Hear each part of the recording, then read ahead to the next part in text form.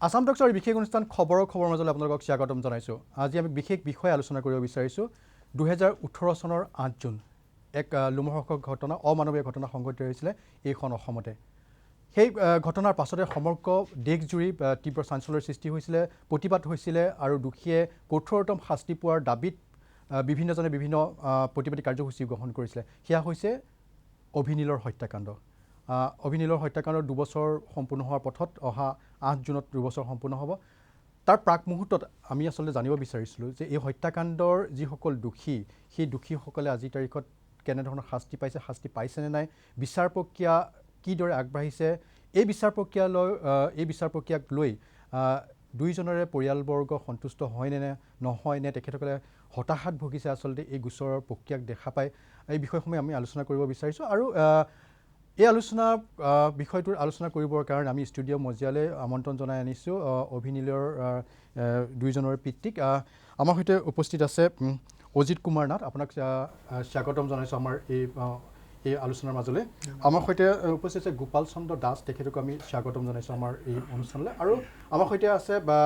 চন্দন গৌতম শিল্পী, তেখেতকো আমি স্বাগতম জনাইছোঁ। মই প্ৰথমতে যাব বিচাৰিছোঁ অজিত কুমাৰ নাথ ডাঙৰীয়াৰ ওচৰলৈ। আমি সকলোৱে পাহৰিব নোৱাৰোঁ যে প্ৰায় দুবছৰৰ পূৰ্বে, অৰ্থাৎ অহা 8 জুনত 2 বছৰ সম্পূৰ্ণ হ'ব, কাৰ্বি আংলং জিলাৰ ডকমকা থানাৰ অন্তৰ্গত পাঞ্জুৰী গাঁৱত যি ঘটনা সংঘটিত হৈছিলে নিশাৰ ভাগত, সেয়া কোনেও পাহৰিব নোৱাৰে। আৰু এই হত্যাকাণ্ডৰ লগত জড়িত প্ৰতিজন কালপিতৰ কঠোৰতম শাস্তি সকলোৱে দাবী কৰি আহিছে। আজিৰ তাৰিখত আচলতে বিচাৰ প্ৰক্ৰিয়া কোনটো পৰ্যায়ত আছে? ডাঙৰীয়া ধন্যবাদ। আজি অভিনীল হত্যাকাণ্ডৰ 2 বছৰ খবৰ হ'ল। 2018 চনৰ 8 জুন তাৰিখে অভিনীলক হত্যা কৰিছিলে এজাক নৰপিশাচে, কোনো কাৰণ নোহোৱাকৈ। তাৰপিছত তেওঁলোকৰ হত্যাকাণ্ড লৈ এটা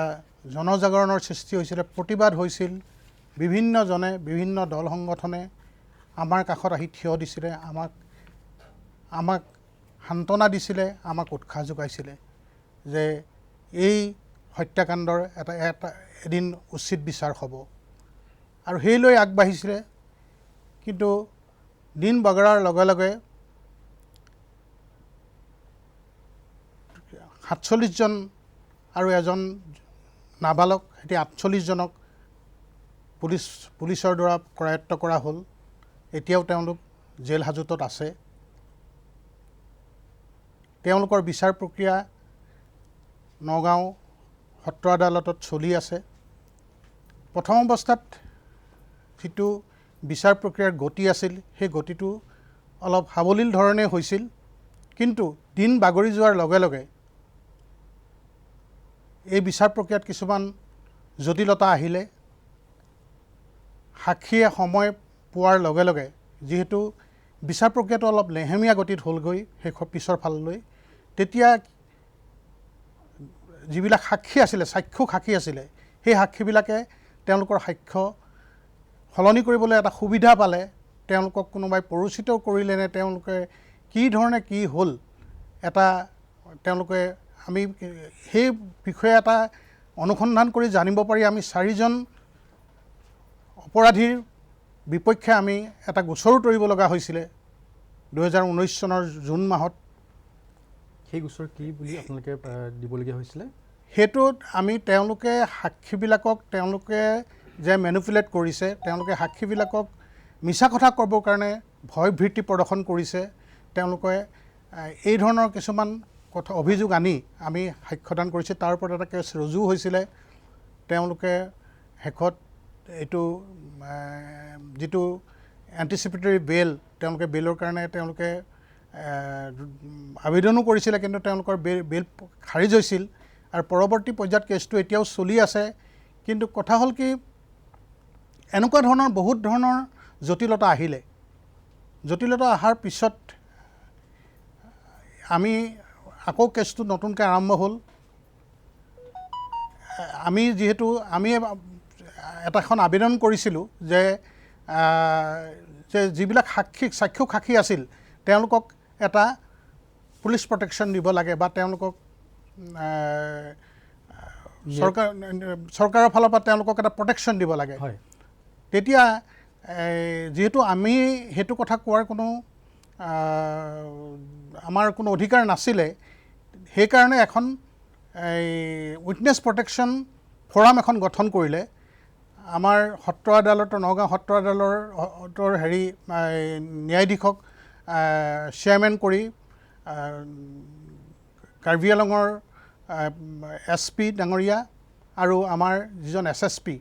তেখেতক মেম্বাৰ্ছ হৈ পেলাই এখন কৰিলে কিন্তু সাক্ষীবিলাকে পৰৱৰ্তী সময়ত তেওঁলোকে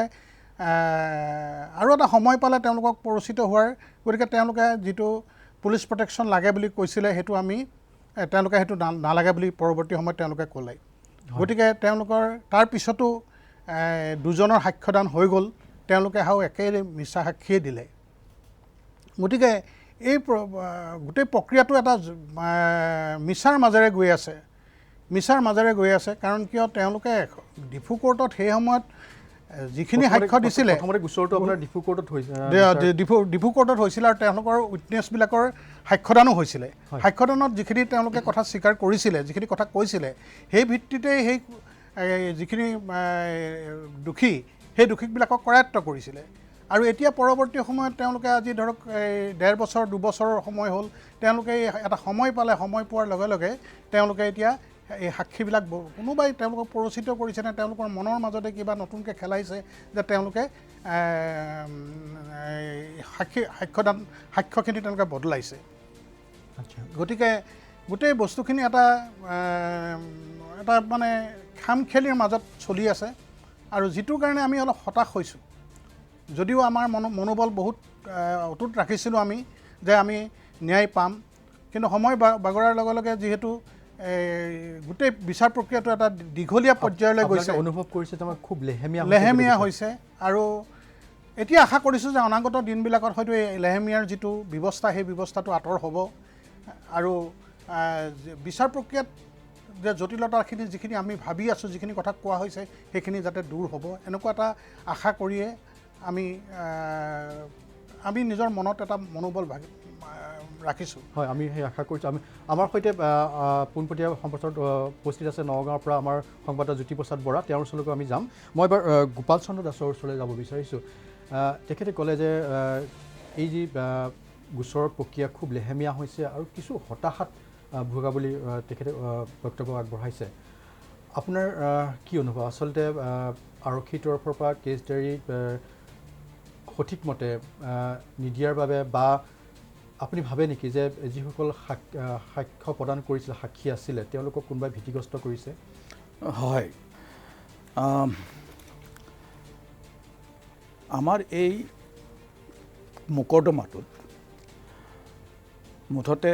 71গৰাকী সাক্ষী আছে তাৰ ভিতৰত 13গৰাকী চাক্ষুষ সাক্ষী যিটো আই উইটনেছ বুলি কয় হয় এই 13গৰাকী সাক্ষীৰ ভিতৰত প্ৰথম অৱস্থাত 6গৰাকী চাক্ষুষ সাক্ষীয়ে বৰ সুন্দৰভাৱে তেওঁলোকে ডিফু আদালতত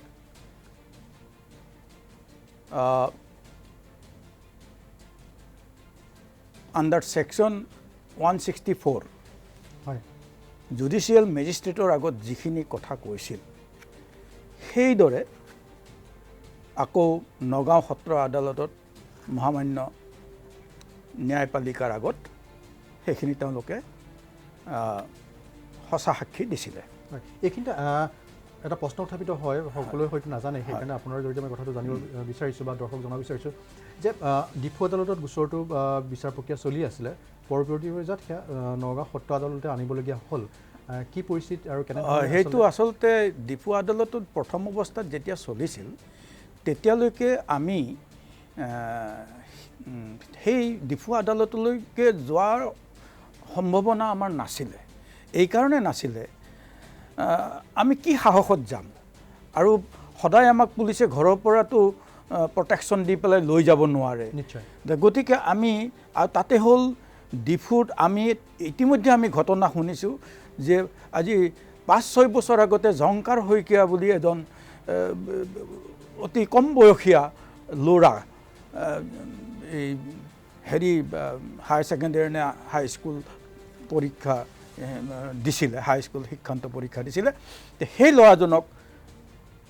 সেই ডিফু চহৰত মৰিয়াই প্ৰায় 200-250 লোকে যেনেকৈ মাৰিলে আৰু সেই কথা আমি শুনিলোঁ। তাৰপিছত আৰু আমি যোৱাৰ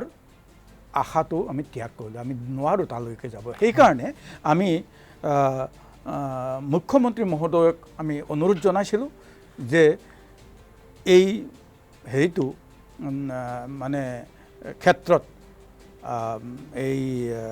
মানে মোকৰ্দমাটোৰ ক্ষেত্ৰত চৰকাৰৰ ফালৰ পৰা আমাক অলপ সহায় কৰে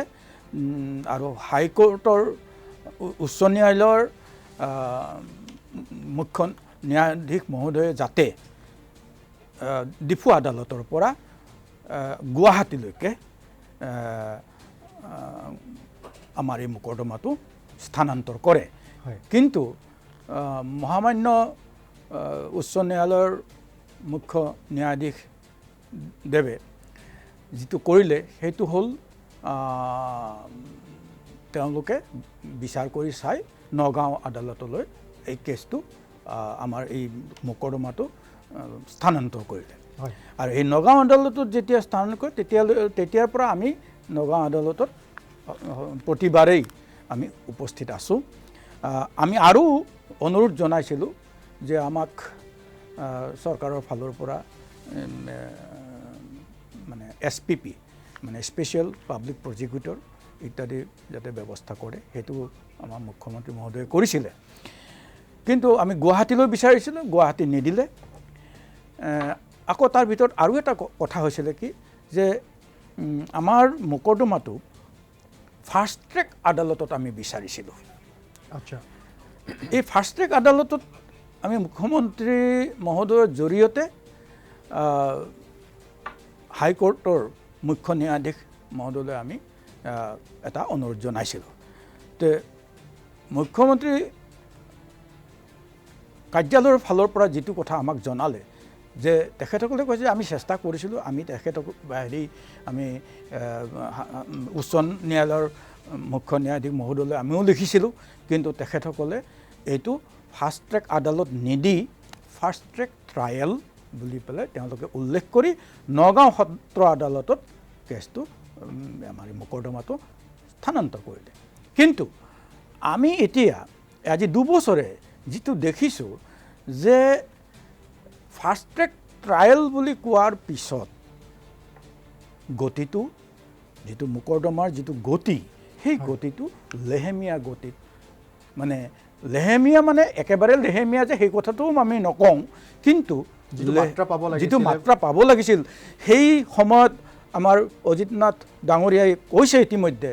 যে বিভিন্ন দল সংগঠন আনকি চৰকাৰে নিজে আমাক যিমান ধৰণে আমাক কমিটমেণ্ট কৰিছিলে, মুখ্যমন্ত্ৰী মহোদয়ে পৰ্যন্ত আমাক যি ধৰণে কমিটমেণ্ট কৰিছিলে, সেই কমিটমেণ্টৰ কিন্তু গোটেইখিনি মানে আমি বিচাৰ নাপালোঁ। যিখিনি পালোঁ সেইখিনিৰ মাজত আমি চলি থাকিব লগা হৈছে। আৰু এতিয়া কি হৈছে যে আগতে আমাৰ সত্ৰ আদালতে সত্ৰ আদালতৰ মহামান্য ন্যায়পালিকাই কৰিছিলে কি যে আমি আমাৰ ফালৰ পৰা আবেদন জনোৱাত মাহত 3টাকৈ তাৰিখ পেলাইছিলে। কিন্তু পৰৱৰ্তী কালত দেখা গ'ল ইটো অসুবিধা সিটো অসুবিধা, ক'ৰবাত হেৰি সত্ৰ আদালত বা আদালত ছুটি বন্ধ থাকিব ইত্যাদি বিভিন্ন কাৰণত কেতিয়াবা মানে মাহত 2 দিন আৰু কেতিয়াবা এদিনকৈও তেনেকৈ পাৰ হৈছে, মানে মাহত এদিনকৈ। তেখেতে মাহত এদিনকৈ যদি শুনানি হয় বা কেতিয়াবা নোহোৱাকৈও পাৰ হৈছে, তো এনেকুৱা ধৰণৰ যদি অৱস্থা হয় তেতিয়াহ'লে আমি কিমান বছৰৰ মূৰত আমি এই মোকৰ্দমাৰ পৰা আমি এটা সুবিচাৰ আমি আশা কৰিব পাৰোঁ? এইটো এটা আমাৰ ডাঙৰ প্ৰশ্ন হৈ আছে বৰ্তমান। আৰু দ্বিতীয়তে আমি ক'ব খুজিছোঁ যিসকল দল সংগঠনে বা ৰাইজে যিটো জনজাগৰণৰ সৃষ্টি কৰি অসমত এটা মানে এনেধৰণৰ এটা মানে আন্দোলনৰ লেখীয়াকৈ গঢ়ি তুলিলে সেই সময়ত বহুত শিল্পী সমাজ বহুত বুদ্ধিজীৱী সাধাৰণ ৰাইজৰ পৰা আৰম্ভ কৰি যিসকল আমাৰ বিশেষজ্ঞসকলৰ পৰা আৰম্ভ কৰি সকলোখিনিয়ে আমাক যিভাৱে এটা আশ্বাস দিছিলে বা যি ধৰণে আমাক এটা সহানুভূতি দেখুৱাইছিলে কিন্তু আজি দিন বাগৰাৰ লগে লগে দেখিবলৈ পাইছোঁ যে সেই সকলোবিলাক আশা আকাংক্ষা বা আমাৰ সহানুভূতি বা সহযোগিতা যেন লাহে লাহে কিবা কমি আহিছে যেন এটা আমি এনেকুৱা এটা মানে দিশলৈ আগবাঢ়ি গৈ আছোঁ যেন অৱশেষত আমি দুইটা পৰিয়ালহে থাকিম নেকি এই এটা নাৰকীয় জঘন্য অসমৰ কাৰণে অসমৰ প্ৰতিটো পৰিয়ালৰ কাৰণে যি এটা ঘটনা ভাবিব নোৱাৰা ঘটনা অকল্পনীয় ঘটনা ঘটিলে এই ঘটনাৰ আমি শেষ ঘটনা হ'ব বুলি যি ধৰণে ভাবিছিলোঁ ইয়াৰ একোৱেই নহ'ল আৰু ইয়াৰ পিছতো আপোনালোকে সকলোৱে দেখা পাইছে যে এটাৰ পিছত আন এটা ঘটনা ঘটিয়ে আছে বৰঞ্চ তাৰ মানে সংখ্যা বাঢ়ি আছে ইয়াৰ আগতে আমি পাইছিলোঁ যে এটা সময়ত অসমত এই ডাইনী হত্যাৰ ঘটনাবিলাক অলপ বেছিকৈ চলিছিল আৰু তাৰ পিছত ভূতে ধৰা বা ইত্যাদি এনেকুৱা ঘটনাবিলাক কুসংস্কাৰ জাতীয় ঘটনাবিলাক ঘটিছিল কিন্তু এনেকৈ দলবদ্ধভাৱে বিচাৰহীন হত্যা খুব কম আছিলে কিন্তু এনেকুৱা ঘটনাত কিন্তু এতিয়া দেখিবলৈ পাইছোঁ শেহতীয়াভাৱে দেখা গৈছে যে মানুহৰ মাজত অবিশ্বাস অসহিষ্ণুতা আৰু ধৈৰ্যৰ মানে সাংঘাতিক অভাৱ আমি লক্ষ্য কৰিছোঁ আৰু এই এটা যেন শ্ৰেণী গঠন হ'ব ধৰিছে এটা যেন মানুহৰ মাজত সমাজৰ মাজত যেন এটা শ্ৰেণী গঠন হ'ব ধৰিছে যে যাৰ কোনো সহ্যগুণ যেন নিঃশেষ হৈ যাব ধৰিছে আৰু সাধাৰণ কথাত অতি সামান্য কথাত ইজনে সিজনক আক্ৰমণ কৰিব বিচাৰে ইজনে সিজনক মাৰি শেষ কৰিব বিচাৰে কিন্তু যদি কাৰণটো বিচাৰিবলৈ যায় অতি সামান্য কাৰণ কিয় এনেকুৱা হৈছে সমাজৰ ক্ষেত্ৰত আমি ক'বলৈ খুজিছোঁ যে সমাজৰ এইবিলাক সমাজ হিচাপে সংগঠন হিচাপে কাৰো দায়িত্ব নাই নেকি এইবিলাক চাবৰ কাৰণে এইবিলাক বিচাৰ কৰিবৰ কাৰণে গুৰুত্বপূৰ্ণ এক প্ৰশ্ন আপুনি কৰিছে আমি বিষয়টো আলোচনা কৰি থাকিম কিন্তু এইখিনি আমি লৈ ল'ব বিচাৰিছোঁ খন্তেক বিৰতিৰ পিছত পুনৰ উভতি আহিম আসাম টক্সৰ এই বিশেষ অনুষ্ঠান খবৰৰ মাজলৈ বিৰতিৰ পিছত পুনৰ উভতি আহিছোঁ আসাম টক্সৰ এই বিশেষ অনুষ্ঠান খবৰৰ মাজলৈ আমি কৈ আছিলোঁ যে কিছুদিনৰ পাছতে 2 বছৰ সম্পূৰ্ণ হ'ব অভিনীলৰ হত্যাকাণ্ডৰ এক লোমহৰ্ষক অমানৱীয় হত্যাকাণ্ড সংঘটিত হৈছিলে আৰু সেই হত্যাকাণ্ডৰ বিচাৰ প্ৰক্ৰিয়া কোনটো পৰ্যায়ত আছে বা শেহতীয়াকৈ অনুৰূপ যিসমূহ ঘটনা সংঘটিত হৈছে সেই ঘটনাসমূহৰ লগত জড়িত কালপিতসমূহক গ্ৰেপ্তাৰ কৰা হৈছে নে নাই আৰু সেই ঘটনাসমূহৰ গোচৰ প্ৰক্ৰিয়াক লৈ সংশ্লিষ্ট দুৰ্ভগীয়া পৰিয়ালসমূহ তেওঁলোক সন্তুষ্ট হয় নে নহয় তেওঁলোকে কি আশা কৰে চৰকাৰৰ পৰা এই বিষয়সমূহ আমি আলোচনা কৰিব বিচাৰিছোঁ এইবাৰ মই পোনে যাব বিচাৰিছোঁ আমাৰ নগাঁৱৰ সংবাদদাতা জ্যোতিপ্ৰসাদ বৰাৰ ওচৰলৈ জ্যোতিপ্ৰসাদ শেহতীয়াকৈ দেখিবলৈ পোৱা গ'ল বিভিন্ন সময়ত বিভিন্ন দিনত যিখিনি সময়ত শুনানি হয় এই গোচৰটো অভিনীলৰ গোচৰটো নগাঁও সত্ৰ আদালতত অভিযুক্তসকলক লৈ অহা হয় সেই সময়ত তেওঁলোকৰ যি মানসিকতা তেওঁলোকে অনুতপ্ত হোৱা আপুনি দেখা পাইছিলনে বাৰু মই এইবাৰ চন্দন গৌতমৰ ওচৰলৈ যাব বিচাৰিছোঁ যে দুয়োগৰাকী পিতৃয়ে ক'লে যে যি বিচাৰ প্ৰক্ৰিয়া সেয়া তেখেতসকলে কৈছে যে তেখেতসকল হতাশ হৈছে আৰু কিছু লেহেমীয়া হোৱাৰ পৰিপ্ৰেক্ষিতত এই গোচৰটো যিদৰে আগবাঢ়িব লাগিছিল গোচৰৰ বিচাৰ প্ৰক্ৰিয়া সেয়া আগবঢ়া নাই আৰু সমান্তৰালভাৱে এই কথাও তেখেতসকলে কৈছে যে সেই সময়ত সকলো ওলাই আহিছিলে সকলোৱে দাবী কৰিছিলে দুখীয়া শাস্তি পাওক কঠোৰতম শাস্তি পাওক কিন্তু আজিৰ তাৰিখত যেন সকলোৱে যেন তেওঁলোকৰ পৰা বহুত দূৰলৈ আঁতৰি গৈছে দেৱজিৎ আচলতে আজি 2 বছৰ হ'বৰ হ'ল এই ঘটনাটো আজি আচলতে এনেকুৱা এটা বিষয় লৈ আলোচনা কৰাটোৱে আচলতে আমাৰ দুৰ্ভাগ্য বুলি মই কওঁ কাৰণ এই সময়ত আমি আলোচনা এইটো কৰিব লাগিছিলে যে দোষীয়ে কঠোৰতম শাস্তি পালে আৰু এইটো আমাৰ সমাজৰ বাবে এটা দৃষ্টান্তমূলক শাস্তি এটা নিদৰ্শন হওক নিদৰ্শন হওক সময়ত কোনেও কিন্তু আজি এই সময়ত আজি আমি কি আলোচনা কৰিছোঁ যে আজি 2 বছৰ হ'বৰ হ'ল আজিলৈকে কিন্তু দোষীয়ে শাস্তি পোৱা নাই গোটেই প্ৰচেছটো এটা লেহেমীয়া গতিত গৈ আছে আজি তেখেতসকলে আজি আক্ষেপ কৰিবলৈ পৰিছে যে আজি তেওঁলোক যেন অকলশৰীয়া হিচাপত মানে গৈ আছে যে কোনো আজি তেওঁলোকৰ লগত নাই তেওঁলোকে এইটো কথাও কৈছে যে আমি আগতেও আমি দেখা পাইছোঁ যে ফাষ্ট ট্ৰেক আদালতত এনেকুৱা ধৰণৰ গণহত্যা এনেকুৱা মব লিঞ্চিঙৰ ঘটনা ফাষ্ট ট্ৰেক আদালতৰ বিচাৰ হওক অতি সোনকালে অতি শীঘ্ৰে দোষীক শাস্তি দিয়ক কিন্তু আজি সেয়াও হ'বলৈ যোৱা নাই গতিকে মই কওঁ যদি আজি ধৰ্ষণ আৰু হত্যা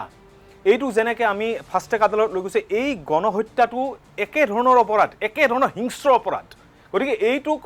অতি শীঘ্ৰে চৰকাৰৰ ফালৰ পৰা এইটো এটা ফাষ্ট ট্ৰেক আদালত লৈ যায় কঠোৰতম শাস্তি দিব লাগে দোষীক যাতে আৰু এনেকুৱা ধৰণৰ এটা দৃষ্টান্তমূলক শাস্তি দিব লাগে যাতে ভৱিষ্যতে আৰু এনেকুৱা নহয় কাৰণ আজি যদি চাই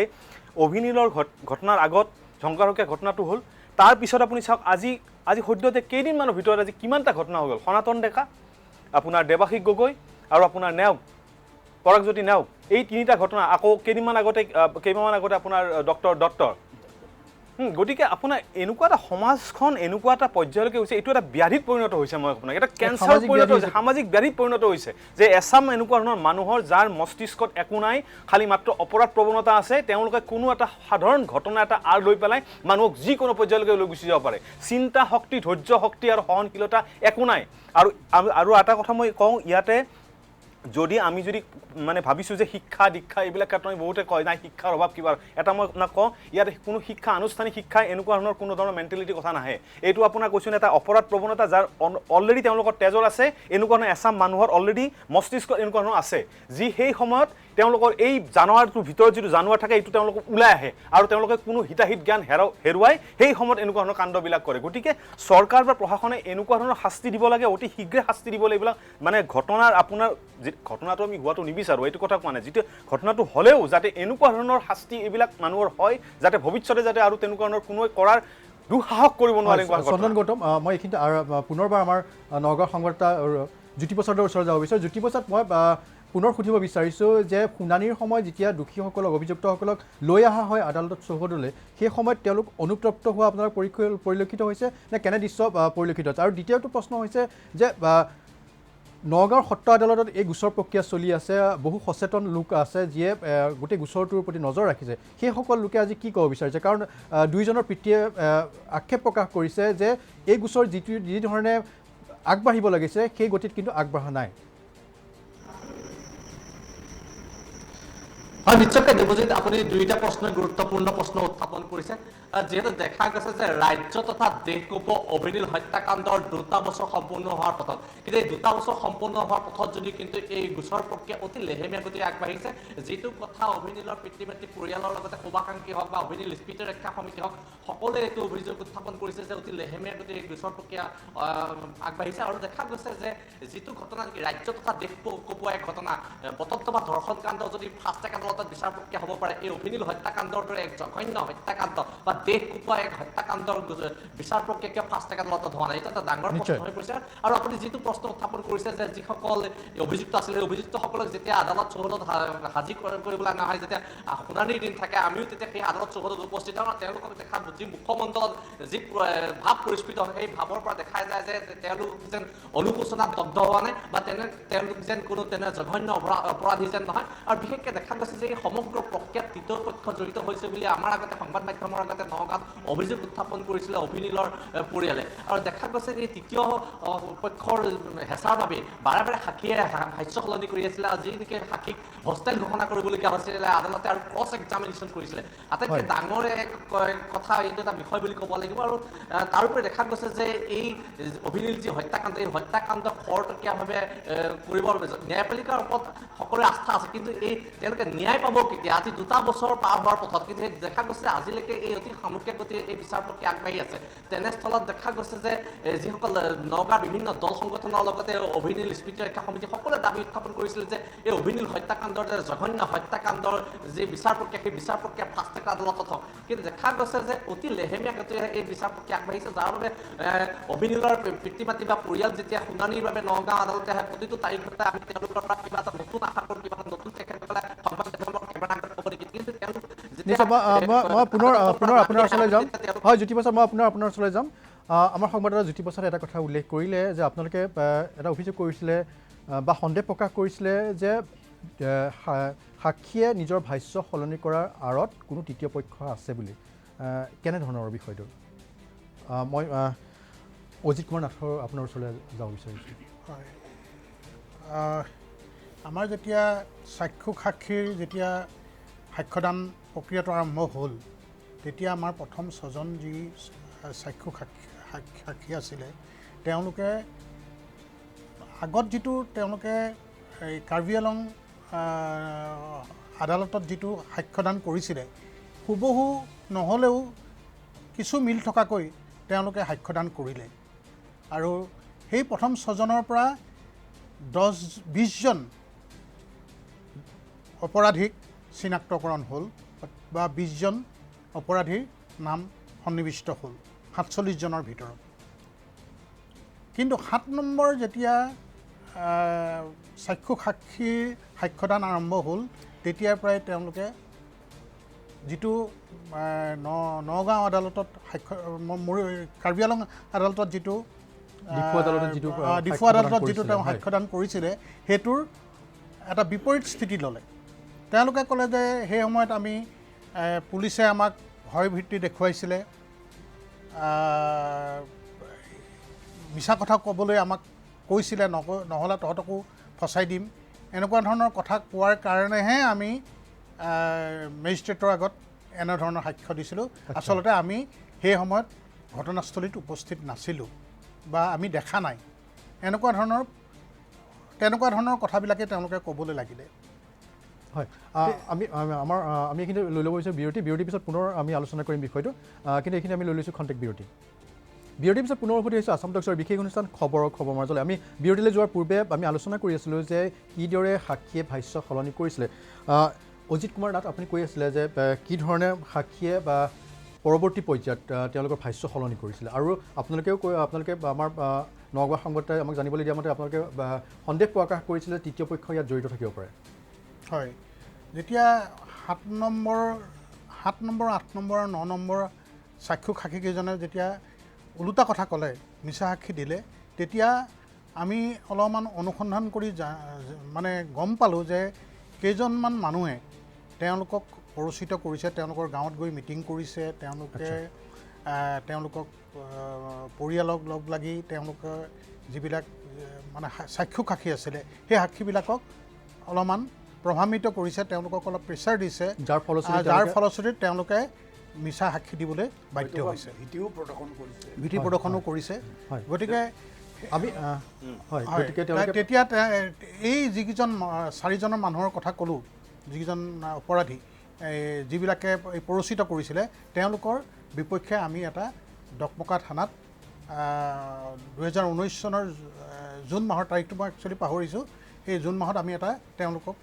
বিপক্ষে এটা গোচৰ ৰুজু নতুন গোচৰ এটা আপোনাক দিবলগীয়া মই এইখিনিতে যাব বিচাৰিছোঁ আমাৰ সৈতে উপস্থিত আছে আমাৰ সংবাদদাতা সঞ্জীৱ দত্ত তেওঁ উপস্থিত আছে মৰিয়নীত আৰু মৰিয়নীত শেহতীয়াকৈ দেখিবলৈ পোৱা গ'ল যে অনুৰূপ এক ঘটনা অতি লোমহৰ্ষক অমানৱীয় ঘটনা সংঘটিত হ'ল একাংশ উদণ্ড আৰু অসহিষ্ণু লোকৰ বলি হ'বলগীয়া হ'ল এজন যুৱক দেৱাশিষ গগৈৰ ঘৰত আমাৰ সংবাদদাতা উপস্থিত আছে মই তেওঁৰ ওচৰত পুনৰ যাব বিচাৰিছোঁ হয় সঞ্জীৱ হয় দেৱজিৎ অতি মৰ্মান্তিক বৰ্বৰ আৰু অমানৱীয় এক ঘটনা সংঘটিত হৈছিল আজি কেইদিনমান পূৰ্বে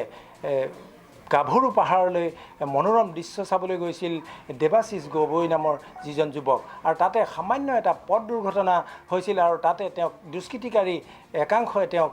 বেয়াকৈ প্ৰহাৰ কৰিছিল আৰু যাৰ ফলত তেওঁ চিকিৎসালয়ত ভৰ্তি হ'ব লগা হৈছিল আৰু তাৰ পাছৰ দিনটোতে তেওঁৰ ইতিমধ্যে মৃত্যু হৈছিল আৰু মই বৰ্তমান উপস্থিত আছোঁ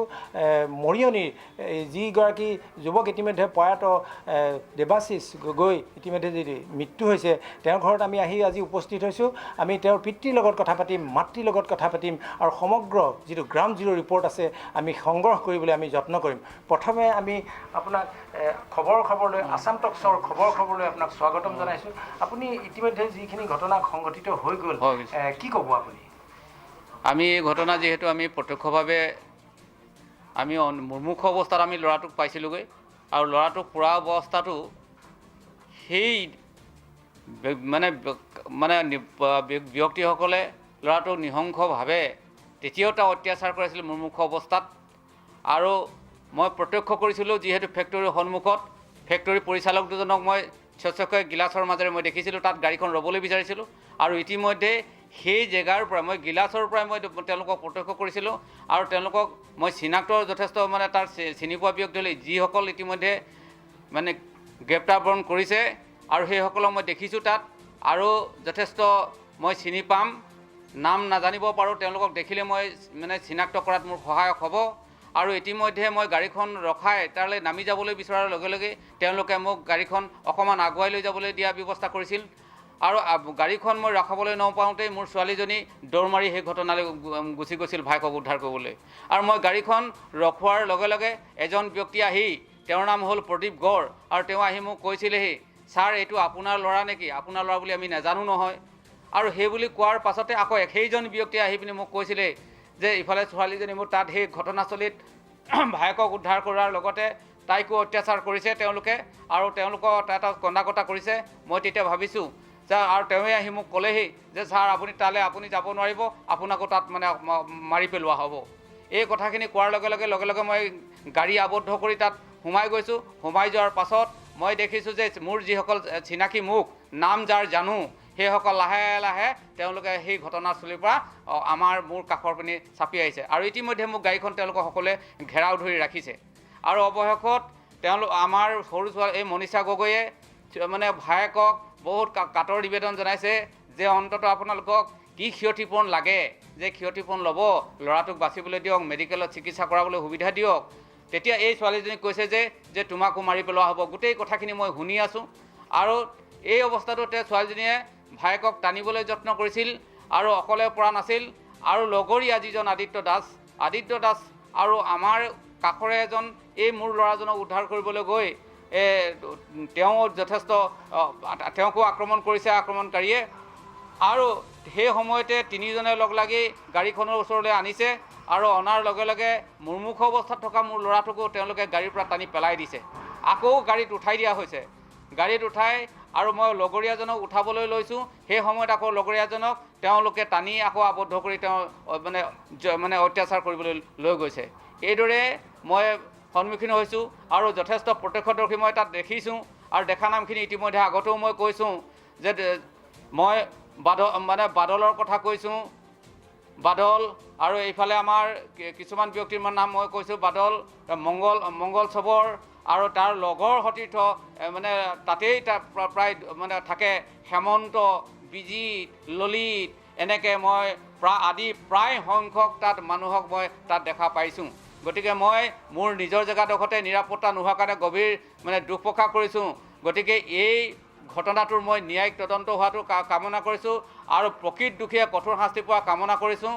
আৰু যাতে ভৱিষ্যত কোনো লোকে ইয়াৰ আৰু ব্যক্তি হেৰুৱাব লগা নহয়, তাৰ যদি সংকল্প গ্ৰহণ কৰিব নোৱাৰোঁ, তেতিয়াহ'লে আমি আৰু অকাল মৃত্যুক আঁকোৱালি লোৱাৰ বাবে গত্যন্তৰ নাথাকিব। আৰু ইতিমধ্যে মই যোৱাকালি আমাৰ মাতৃয়ে যিহেতু মানে আদিত্য দাসক চাবৰ কাৰণে খুব ব্যাকুল হৈ আছিল, আৰু আদিত্য দাসে ফোন কৰিছিল যে মই মাক চাওঁ, যিটো মোৰ ল'ৰাটোৰ লগত জড়িত হৈ আছিল। ল'ৰাটোক দেখুৱাবলৈ যাওঁতে আদিত্য দাসৰ মুখেৰে সবিশেষ কথা গম পাইছিলোঁ। আদিত্য দাসে ব্যক্ত কৰিছিল, আদিত্য দাসে যে তেওঁলোকে আমাৰ পৰ্যটনস্থলী আঠাইছিল, দৰ্শন কৰিবলৈ নাপালে যদিও বাগানৰ চকীদাৰ তেওঁ আছিলে দীপক চাওৰা। সেই দীপক চাওৰাৰ কথা হৈছিল যদিও তেওঁলোক গুচি আহিছিলে সুস্থ শৰীৰে মিলামিলি হৈ, কিন্তু তেওঁলোকে আহি থাকোঁতে সামান্য স্কুটাৰখন তেওঁলোকৰ ইটাত শ্লিপ হৈ পৰি গৈছিল কৈছে। শ্লিপ হৈ পৰি যোৱাৰ লগে লগে সেই দীপক চাওৰা বোলাজনে মোৰ ল'ৰাটোক বোলে মানে প্ৰথম আক্ৰমণ কৰিছে, ল'ৰাটো বাগৰি পৰিছে। বাগৰি পৰি যোৱাৰ লগে লগে আকৌ উঠিবলৈ চেষ্টা কৰাৰ লগে লগে তাক আৰু উঠিবলৈ দিয়া নহ'ল। দুইজনকে দুটা টিম হৈ তেওঁলোকক মানে অত্যাচাৰ কৰিছে বুলি কৈছে। আৰু ইতিমধ্যে মোৰ ল'ৰাটোৰ হাতত মানে মই এটা পইচা এটা দি থৈছিলোঁ 7,000 টকা। 7,000 টকা তেওঁলোকে লৈ গৈছে, আৰু মোবাইল লৈ গৈছে, আৰু ল'ৰাটোৰ হাতত ATM এটা আছিলে, ATMটো লৈ গৈছে বুলি আদিত্য দাসৰ মুখেৰে গম পাইছোঁ। আৰু ইতিমধ্যে আপোনাৰ যি বাগিচাৰ পৰিচালক আৰু সহপৰিচালক দুজন আছে সেই দুজনকো গ্ৰেপ্তাৰ কৰিব লাগে বুলি আপুনি মই নিশ্চিতভাৱে দাবী কৰোঁ যিহেতু মোৰ ঘৰৰ সন্মুখত যদি কোনোবাই মোক হত্যা বা আক্ৰমণ কৰি থাকে তাৰ বাবে দায়ী ময়ো বুলি ভাবোঁ যিহেতু বাগানখন মানে হ'ল নিজৰ ঘৰ গতিকে বাগানৰ পৰিচালক মই সন্মুখত দেখিছোঁ আৰু তেওঁলোক দুজনে এই ঘটনাৰ লগত জড়িত বুলি মই নিশ্চিত বুলি ভাবোঁ আৰু অতি সোনকালে মই এই পৰিচালকজনৰ গ্ৰেপ্তাৰ হোৱাটো মই কামনা কৰিছোঁ কাৰণ গেটৰ সন্মুখত হৈছে তেওঁলোকৰ ফেক্টৰী গেটৰ সন্মুখত কোনো কাৰণতে এই মেনেজাৰ পৰিচালক দুজন বাচি যাব নাই মেনেজাৰ আমাৰ মানে এছিষ্টেণ্ট মেনেজাৰ আৰু মেইন মেনেজাৰ আৰু আমাৰ মুখ্য ঘটনাৰ নায়ক হিচাপে মই চিহ্নিত কৰিছোঁ দীপক চাওৰা চকীদাৰ তেওঁ আদিত্য দাসৰ মুখে গম পোৱা মতে ইমান তাৎক্ষণিকভাৱে ইমান মানুহ গোট খাই গ'ল তেওঁ ভবাই নাছিল তেওঁ ফোন কৰি দিলে বোলে লগে লগে আহিছে ক'ৰবাত সাজু হৈ থকাৰ দৰে আৰু মুকলি আকাশৰ কৰৰ তলত এতিয়াও দুষ্কৃতিকাৰী ঘূৰি আছে বুলি আপুনি মৰিয়ানি দেখা পাইছে নেকি আমি এতিয়া মুকলিভাৱে যিহেতু আমি ঘৰৰ পৰা ওলাব পৰা নাই আমি ভাবিছোঁ যদি যথেষ্টটো মুকলি আকাশৰ তলত ঘূৰি থাকিব পাৰে আমি 450 মানুহে যেতিয়া আক্ৰমণ কৰি আছে 450 মানুহৰ আক্ৰমণস্থলীৰ পৰা মানে দুষ্কৃতিকাৰী বা এনেকুৱা মানসিক অত্যাচাৰ কৰা ব্যক্তি তেওঁলোক বাহিৰত থাকিব পাৰে আৰু আমি ফাষ্ট ট্ৰেক আদালতত ইতিমধ্যে বিচাৰটো হ'ব বুলি কৈছে আপুনি কি ক'ব ফাষ্ট ট্ৰেক আদালতত বিচাৰটো হোৱাটো আপুনি বিচাৰেনে আমি ফাষ্ট ট্ৰেক আদালতত বিচাৰ হোৱাটো বিচাৰোঁ কিন্তু আমি বিচাৰৰ নামতে আমি থকাটো নিবিচাৰোঁ প্ৰকৃততে তাৎক্ষণিকভাৱে ন্যায় পোৱাটো বিচাৰোঁ যাতে প্ৰকৃত কালপিতে দৃষ্টান্তমূলক শাস্তি পাব লাগে আৰু ভৱিষ্যতে আমাৰ প্ৰতিজন যাতে যুৱক যুৱতী যিয়ে নহওক লাগিলে এনেকৈ নিঃসংগতাৰ অমানৱীয়তাৰ যাতে বলি হ'ব নালাগে তাৰ আমি কামনা কৰোঁ হয় এক শোকাকুল পৰিৱেশে বিৰাজ কৰিছে বুলি ক'ব লাগিব বিভিন্ন ঠাইৰ লোক তেওঁৰ সহযোগী যিসকল তেওঁৰ লগত পঢ়া ছাত্ৰ ছাত্ৰী আছিল তেওঁলোকো আহি ইতিমধ্যে এই পৰিয়ালটোক সমবেদনা জ্ঞাপন কৰি ইতিমধ্যে আহি ঘৰত উপস্থিত হৈছে আমি তেওঁৰ মাতৃ আছে মাতৃৰ লগতো কথা পাতিম তেওঁ কি কয় তেওঁৰ মনৰ ভাৱ আমি জানিবলৈ চেষ্টা কৰিম আপোনাক সুধিব নালাগে যদি অতি দুখৰ সময়তে তথাপি সুধিছোঁ আপুনি কি ক'ব মোৰ ল'ৰা বুলি ক'লে নহ'ব এতিয়া আমাৰ ল'ৰা বুলি ক'ব লাগিব আমাৰ ল'ৰাই যাতে ন্যায়টো পায় সু ন্যায় বিচাৰে যদি পায় তেতিয়া মই ভাল পাম আৰু যাতে জংকাৰহাটৰ দৰে ন্যায় পাব বুলি কৈ থাকিলে যাতে নহ'ব তাৰ উচিত ব্যৱস্থা সোনকালে পাব লাগে আমি আৰু প্ৰকৃত দোষীয়ে শাস্তি পোৱাই নহয় তেওঁক ফাঁচীকাঠত ওলমাটো মই কামনা কৰোঁ আৰু বাগানৰ পৰিচালকো যাতে হাৰি যাব নালাগে তাৰো কামনা কৰোঁ মই মোৰ ফালৰ পৰা ইমানকে ক'লোঁ হয় আজি এইটোৱে প্ৰথম ঘটনা নহয় তিতাবৰত ঝনকাৰ শইকীয়াৰ হত্যা কৰা হৈছিল ডিফুত আৰু তাৰ পাছতে হয় সঞ্জীৱ গোপাল চন্দ্ৰ দাস আপুনি দেখিলে দেৱাশিষৰ পিতৃ মাতৃ দুয়োজনে এটা কথা কৈছে যে ফাষ্ট ট্ৰেক আদালতে হওক বা যি ধৰণেই নহওক ন্যায় অতি সোনকালে পাব লাগে তাকেই এতিয়া ফাষ্ট ট্ৰেক আদালতৰ কথাটো আমি বহুতেই আলোচনা কৰিছোঁ সকলোৱে এই কথাটো একেমুখেই মানে কৈছে বা সমৰ্থন কৰিছে যে ফাষ্ট ট্ৰেক আদালতত যদি বিচাৰ প্ৰক্ৰিয়া নচলে তেতিয়াহ'লে বিচাৰ লেহেমীয়া গতিত চলি থাকিব বা তাৰ কেতিয়া শেষ হ'ব তাৰো কোনো সঠিক সময় ক'ব পৰা নাযাব ইয়াৰ লগতে মই এটা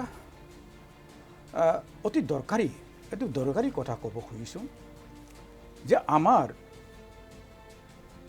যি ধৰণে সমাজ আৰু চৰকাৰ সমাজৰ বিভিন্ন প্ৰতিনিধি আছে বিভিন্ন সংগঠন আছে এই সকলোবিলাক আৰু চৰকাৰ আজিৰ মুহূৰ্তত চৰকাৰ আৰু সমাজৰ অতি প্ৰয়োজনীয় কৰ্তব্য হৈছে যে সমাজত এনেধৰণে ঘটি থকা ঘটনাবিলাক কি কাৰণত হৈছে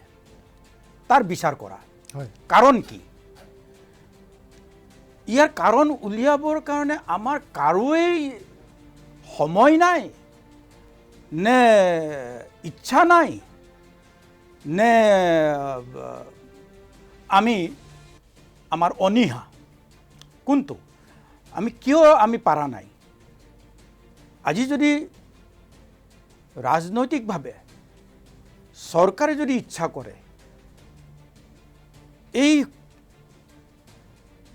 দুৰ্ঘটনাবিলাক হওক বা যিবিলাক মানে নাৰকীয় ঘটনা, যিবিলাক নৃশংসমূলক ঘটনা, এই ঘটনাবিলাক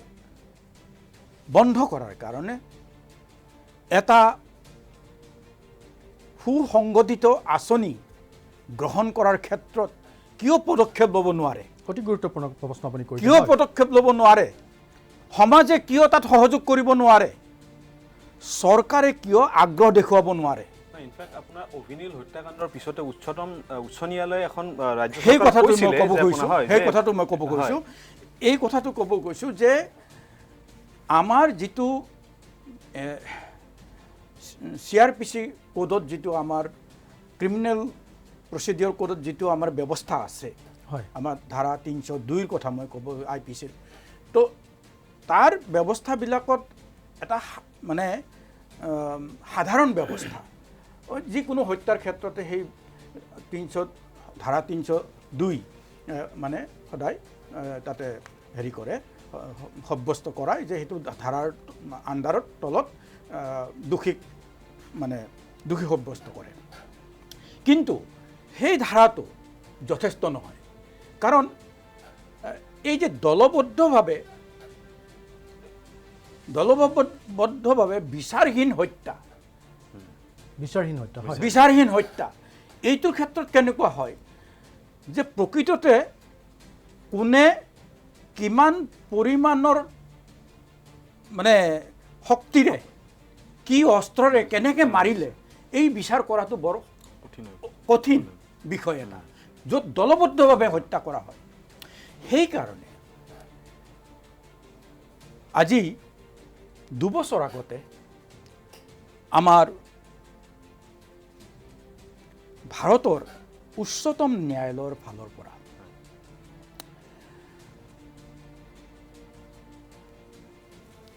এটা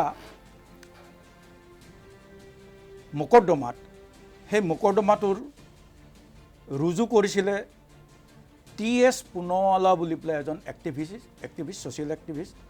তেখেত কোন মানে দলৰ সেইটো আমি বিচাৰ কৰিবলৈ নাযাওঁ। আৰু বিপক্ষে আছিলে যিবিলাক পিটিশ্যনাৰবিলাক আছিলে, সেইসকল আছিলে, আৰু তাৰ লগত আছিলে union of India and others versus respondents, এনেকৈ এটা কেছ আছিল। হয়, এই বিষয়টো আমি আপোনাৰ পৰা জানিম, কিন্তু এইখিনি আমি লৈ লৈছোঁ খন্তেক বিৰতিৰ পিছত পুনৰ আহিম আৰু আমি বিষয়টো আপোনাৰ পৰা জানিবলৈ চেষ্টা কৰিম। বিৰতিৰ পিছত পুনৰ উভতি আহিছোঁ আসাম টক্সৰ বিশেষ অনুষ্ঠান খবৰৰ মাজলৈ। আমি কৈ আছিলোঁ যে অভিনীল হত্যাকাণ্ডৰ বিচাৰ প্ৰক্ৰিয়া আজি কি পৰ্যায়ত আছে, এই বিচাৰ প্ৰক্ৰিয়াৰ যি গতি, সেই গতিক লৈ শোকসন্তপ্ত পৰিয়াল দুয়োটাই সন্তুষ্ট হয় নে নহয়, বা শেহতীয়াকৈ যিসমূহ হত্যাকাণ্ড সংঘটিত হৈছে, অনুৰূপ হত্যাকাণ্ড সংঘটিত তেখেতসকলৰ পৰিয়ালবৰ্গে কি কয়, সেই বিষয়সমূহ আমি আলোচনা কৰি আছিলোঁ। আমি এইবাৰ পুনৰ যাব বিচাৰিছোঁ আমাৰ নগাঁৱৰ সংবাদদাতা জ্যোতি প্ৰসাদৰ ওচৰলৈ। জ্যোতি প্ৰসাদ, কিছু সময় পূৰ্বে মই এটা কথা উল্লেখ কৰিছিলোঁ বা আপোনাক সুধিছিলোঁ যে যিহেতুকে এই গোচৰ প্ৰক্ৰিয়া, অভিনীলৰ গোচৰ প্ৰক্ৰিয়া, হত্যাকাণ্ডৰ গোচৰ প্ৰক্ৰিয়া নগাঁও সত্ৰ আদালতত অব্যাহত আছে, চলি আছে, তাত বিভিন্নজনে ইয়াত দৃষ্টি ৰাখিছে আৰু দুয়োজনৰ পৰিয়ালে অভিযোগ কৰিছে যে অতি লেহেমীয়া হৈছে, তথাপিতো ন্যায়পালিকাৰ ওপৰত আস্থা আছে বুলি তেওঁলোকে কৈছে। আমি সকলোৱে ন্যায়পালিকাৰ ওপৰত আস্থা ৰাখিছোঁ। এই সচেতন ব্যক্তিসকলে কি ক'ব বিচাৰে?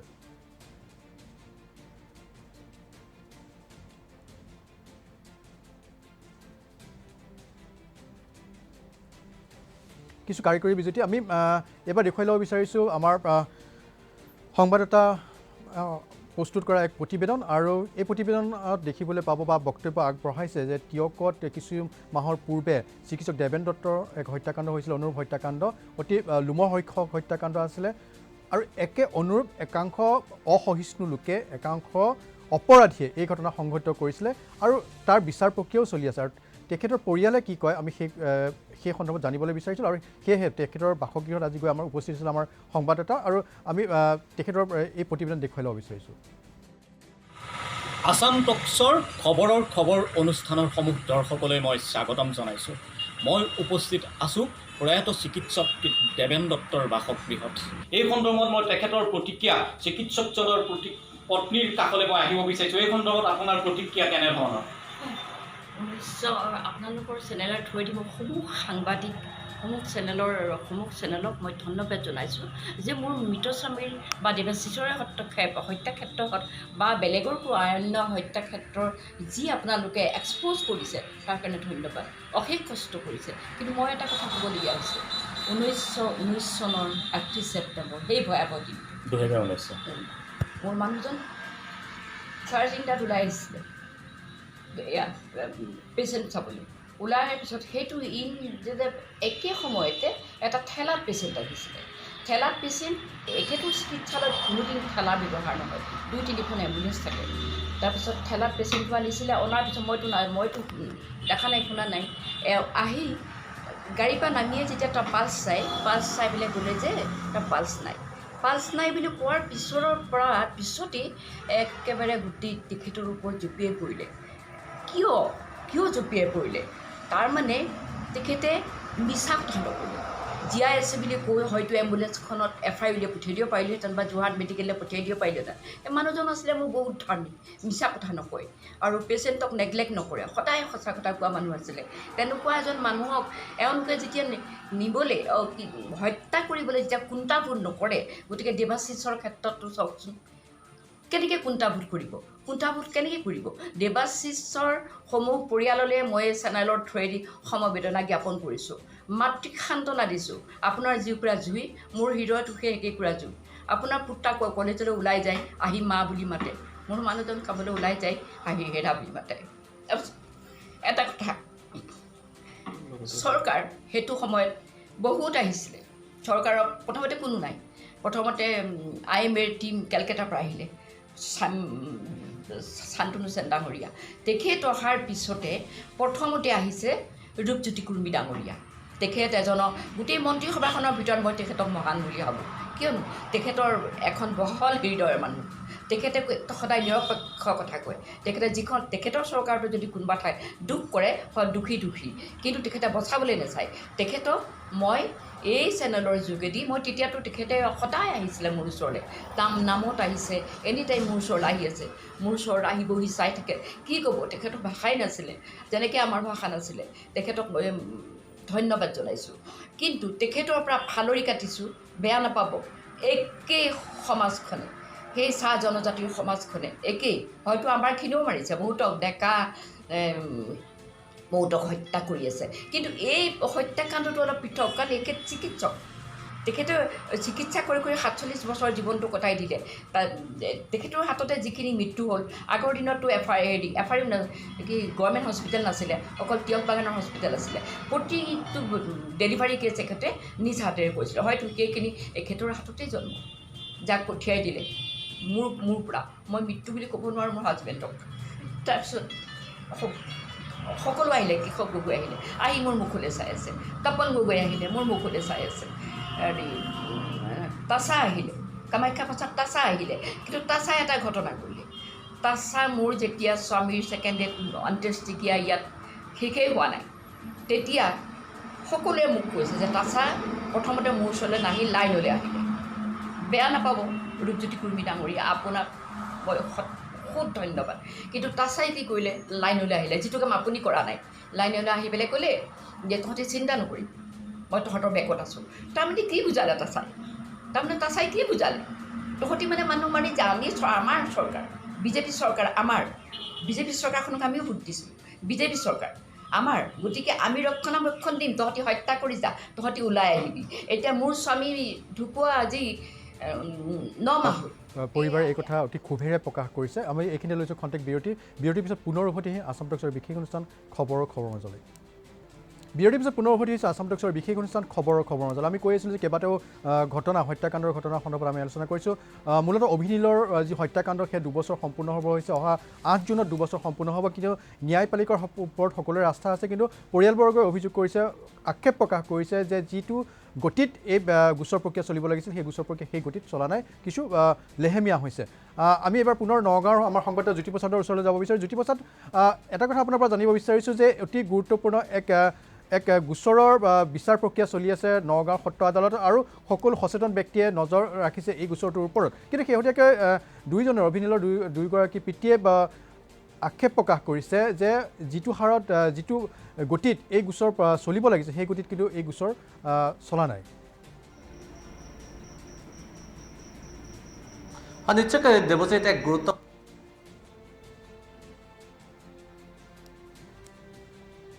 পুনৰ কাৰিকৰী বিজুতি মই এবাৰ চন্দন গৌতমৰ ওচৰলৈ যাব বিচাৰিছোঁ দেখিবলৈ পোৱা গ'ল যে শেহতীয়াকৈ কেইবাটাও ঘটনা সংঘটিত হ'ল আৰু সকলোৱে কৈছে যে প্ৰতিটো ভুক্তভোগী পৰিয়ালেই কৈছে যে যিটো সময়ত এই দোষী মুকলি আকাশৰ তলত ঘূৰি ফুৰিছে বহুতে ক'ব বিচাৰে আৰু বহুতে ক'ব বিচাৰিছে যে দোষীয়ে উচিত শাস্তি পাব লাগে কিন্তু সকলোৰে এটা পৰ্যায়ত ৰৈ যায়গৈ যে সেইটো হৈছে যে বিচাৰ প্ৰক্ৰিয়া যিটো হাৰত হ'ব লাগিছিলে সেইটো গতিত কিন্তু আগবঢ়া নাই আৰু বা ফাষ্ট ট্ৰেক আদালতৰ জৰিয়তে তিয়কৰ চিকিৎসকগৰাকীৰ যি হত্যাকাণ্ড সেয়া ফাষ্ট ট্ৰেক আদালতৰ জৰিয়তে কৰা হ'ব বুলি তেওঁলোকক কোৱা হৈছিলে তেওঁৰ পৰিয়ালবৰ্গক কোৱা হৈছিলে কিন্তু সেয়া আজি তাৰিখলৈকে নহ'ল ফাষ্ট ট্ৰেক আদালতৰ জৰিয়তে সেয়া বিচাৰ প্ৰক্ৰিয়া আগবাঢ়ি নগ'ল এই ক্ষেত্ৰত কি ক'ব বিচাৰিব আপুনি চাওক অকণমান আগতে মই কথাষাৰ উল্লেখ কৰিছিলোঁৱে যে অভিনীলৰ ঘটনাটোৰ পিছতেই উচ্চতম ন্যায়ালয়ে ৰাজ্য চৰকাৰক এইটো এটা দিছিলে যে আপোনালোকে আইন এখন প্ৰণয়ন কৰি যাতে এনেকুৱা ধৰণৰ হত্যাকাণ্ডবিলাক ফাষ্ট ট্ৰেক যাতে আদালতৰ জৰিয়তে যাতে মানে আপোনাৰ দোষীক সাব্যস্ত কৰিব পৰা যায় এইটো ব্যৱস্থা লওক কিন্তু এতিয়ালৈকে সেইটো নহ'ল গতিকে ঘটনাটো হয় কি আপোনাৰ আজি 2 বছৰ হৈ গ'ল এই ঘটনাটোৰ পৰা বা আজি যিবিলাক ঘটনাবিলাক চলি আছে সেইবিলাকো ঠিক তেনেকৈয়ে চলি যাব আৰু ঘটনাটো কি হয় এটা সময় পাই যায় আপোনাৰ দোষীয়ে নিজৰ আপোনাৰ ভাষ্য চেঞ্জ কৰিবৰ কাৰণে বা অন্য কিছুমান তৃতীয় মানে পক্ষ আপোনাৰ তাতে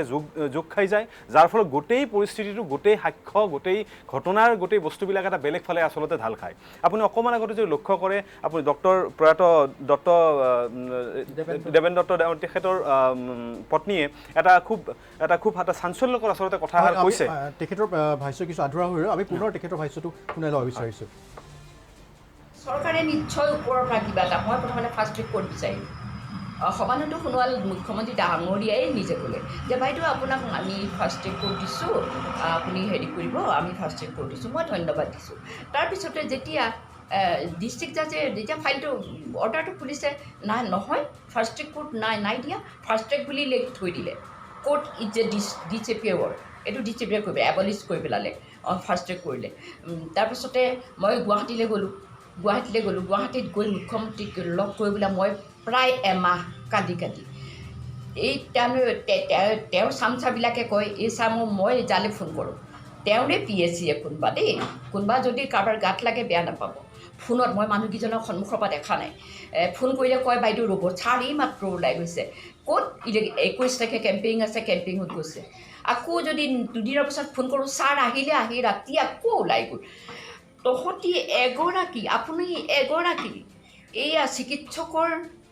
পত্নী যি চিকিৎসক ইহ জগতত নাই এই যি চিকিৎসকৰ কাৰণে আপোনালোকে এতিয়া প্ৰাউড ফিল কৰি আছে আমাৰ অসম কবিন্দৰ কাৰণে ইমান ৰেংকত আছে গতিকে আমাৰ মৃতৰ সংখ্যা কম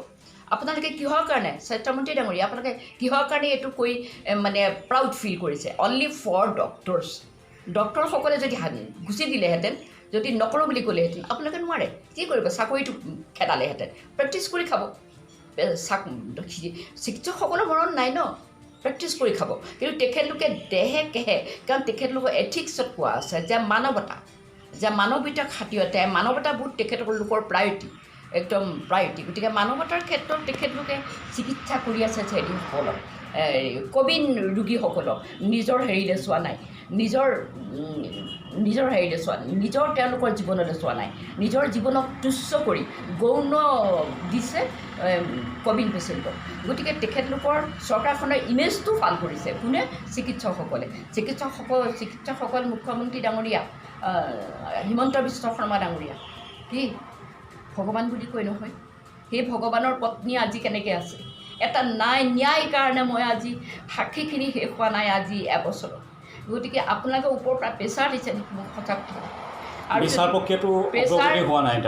বিচাৰ প্ৰক্ৰিয়া এতিয়ালৈকে হোৱাই নাই কাৰণ তেখেতলোকৰ সাক্ষীটোৱে শেষ কৰিব পৰা নাই 60টা সাক্ষী দিয়া বছৰ লাগে নেকি বাৰু 60টা সাক্ষী বছৰ লাগে নেকি নে আপোনালোকে ওপৰৰ পৰা কিবা অৰ্ডাৰ দিছে মোৰ সন্দেহ হৈছে কাৰণ মই মানুহ মোৰ সন্দেহ কৰিবলৈ বাধ্য যেনেকৈ আপোনালোকেও সন্দেহ কৰে অন্য ইন জেনেৰেল পিপুলত কিবা ক্ষেত্ৰত সন্দেহ কৰি আছে গতিকে চবৰে এইটো এটা ইণ্টাৰনেশ্যনেল এইটো এটা নেশ্যনেল ইছ্যু যিটো নেশ্যনেল যি সময়ত লণ্ডন চৌদি আৰবৰ পৰা মোলৈ ফোন কৰিছে গতিকে সেইটো সময়ত আপোনালোকে কেছটো ইমান নাইটলি ল'লে কোনো নাহিছিলে যেতিয়া শান্তনু চান অহাৰ পিছত প্ৰথম ৰুচিটি কুৰ্মী আহি ডাঙৰীয়াই আহি মোক সমবেদনা জ্ঞাপন কৰিছে চকু পানী টুকিছে এভৰি টাইমত তেখেত আহি আছে তেখেতেই মোক খং দিছিলে তাৰপিছত আহিলে আমাৰ অনুৰূপ ঘটনা সংঘটিত হ'ল আপোনালোকে ইমান এতিয়া আপোনালোক ইমান চুপ হৈ আছে চুপ হৈ থকাৰ কাৰণে অনুৰূপ ঘটনা আকৌ ঘটিলে মই চাহ জনজাতি বুলি এই বুলিয়েই ক'ব লগা হৈছে কিয়নো মোৰ প্ৰতি 47 বছৰ চাহ জনজাতিকেই চিকিৎসা কৰি থাকিলে এটা পেচেণ্ট মৰা নাছিলে তেখেতৰ হাতত এইটো প্ৰি প্লেন কৰি লৈ আনিছে মাৰিম বুলি আৰু সেইদিনা ভাগ্যজনক ধন্যবাদ এই আমাৰ আছিলে টিয়কৰ পৰা Manabjyoti Bordoloi ground zero' report সংগ্ৰহ কৰিছিলে আৰু দেখিবলৈ পোৱা গ'ল অতি মৰ্মান্তিক আৰু অতি দুখ লগা কথা এগৰাকী পত্নীয়ে ন্যায় বিচাৰি মুখ্যমন্ত্ৰীজনৰ ওচৰলৈ আহি এমাহ হাবু ডাবু খাবলগীয়া হৈছে এয়া আশা কৰা হয়তো কোনেও আশা নকৰিব আৰু মুখ্যমন্ত্ৰীগৰাকীয়ে তেওঁৰ ভাষ্যতে তেওঁ উল্লেখ কৰিছে যে মুখ্যমন্ত্ৰীগৰাকীয়ে ফাষ্ট ট্ৰেক আদালতত দিয়া হ'ব বুলি কৈছিলে কিন্তু সেয়া কাৰ্যত নহ'ল আৰু সেই কথাটোকে সুধিবৰ কাৰণে মুখ্যমন্ত্ৰীজনৰ ওচৰলৈ এমাহ তেওঁ আহি অপেক্ষা কৰিবলগীয়া হ'ল কিন্তু মুখ্যমন্ত্ৰীগৰাকীক সাক্ষাৎ নাপালে আপোনালোকৰ ক্ষেত্ৰতো আপোনালোকক আশা প্ৰদান নিশ্চয় কৰিছিলে অজিত কুমাৰ নাথ গোপাল চন্দ্ৰ দাস ডাঙৰীয়া আপোনালোকৰ দুইজনকে মই সুধিছোঁ যে আপোনালোককো ফাষ্ট ট্ৰেক আদালতৰ কথা কৈছিলে কৈছিলোঁ আমি লিখিতভাৱে আমি আবেদন জনাইছিলোঁ আৰু মুখ্যমন্ত্ৰী মহোদয়ে আমাক কিন্তু যেতিয়া বহাই লৈ পেলাই যেতিয়া এখন মিটিং আকাৰে যেতিয়া আমি আমাৰ ফালৰ পৰা গৈছিলোঁ তেখেতসকলৰ প্ৰতিনিধিও আছিলে চৰকাৰৰ ফালৰ পৰা তেখেত নিজে আছিলে তেতিয়া আমাক আশ্বাস দিছিলে যে ফাষ্ট ট্ৰেক আদালত আমি কৰাৰ কাৰণে হেৰি কৰিম আৰু আপোনালোকৰ যিটো আমি আইনৰ যিখিনি সাহায্য সেইখিনি আমি দিম আইনৰ সাহায্য দিছে আমি অস্বীকাৰ নকৰোঁ সেইটো দিছে কিন্তু বাকী ফাষ্ট ট্ৰেক আদালতৰ ক্ষেত্ৰত তেওঁলোকে এতিয়া কয় যে এইটো যিহেতু উচ্চ ন্যায়ালয়ৰ ফালৰ পৰা মহামান্য উচ্চ ন্যায়ালয়ৰ ফালৰ পৰা যিহেতু দিয়া নাই আমি কি কৰিম এই কথাটো ক'ব বিচাৰে অজিত কুমাৰ নাথ ডাঙৰীয়া আপোনালোকে হয়তো খুব প্ৰকাশ নিশ্চয় কৰিব যে এটা সময়ত বিভিন্ন দল সংগঠনে প্ৰতিবাদ কৰিছিলে আৰু দুখীয়ে শাস্তি পাব লাগে বুলি কৈছিলে কিন্তু আজি তেওঁলোক আপোনালোকৰ ওচৰত নাই আৰু দ্বিতীয় কথাটো হৈছে যে চৰকাৰখনৰ প্ৰতিনিধিয়ে আপোনালোকক কৈছিল যে ফাষ্ট ট্ৰেক আদালতৰ জৰিয়তে ইয়াৰ বিচাৰ প্ৰক্ৰিয়া কৰা হ'ব কিন্তু সেয়া হৈ নুঠিলে